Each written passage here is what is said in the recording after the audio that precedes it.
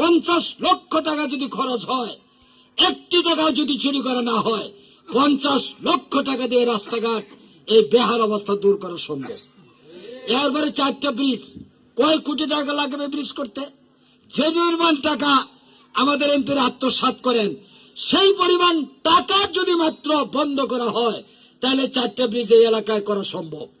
কওমি মাদ্রাসা, আলিয়া মাদ্রাসা এবং বিভিন্ন মুক্ত প্রতিষ্ঠান, ধর্মীয় প্রতিষ্ঠান বন্ধ করার জন্য দুল্লা ইউনিয়নের সবচেয়ে বড় হাট এই যে চেচুয়া বাজার, এই চেচুয়া বাজারে যে পরিমাণ ইজারা উঠে ডাক আসে প্রতি বছরের, আর এখানে টুল নেওয়ার নাম নিয়ে যে ধরনের চাঁদাবাজি হয়, শুধু এটা যদি বন্ধ করে দেওয়া হয়, তাহলে এই টাকা জনগণের ফান্ডে রাষ্ট্রীয় কোষাগারে জমা হয়ে এই টাকা দিয়েই দুল্লা ইউনিয়নকে একটা সোহাগায় একটা ইউনিয়নে পরিণত করে ফেলা সম্ভব।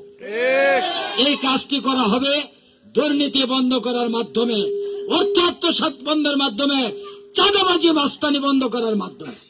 এরপরে আমি যে কাজটি করবো, আমার সামনে বহু যুবক ভাই বসে আছে, কি সুন্দর প্রস্ফুটিত গোলাপের মতো তাদের চেহারা।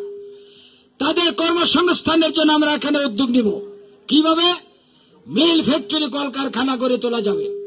নেক্সট হলো শিক্ষা প্রতিষ্ঠানের মাধ্যমে। কোন যুবক এখানে বেকার থাকবে না।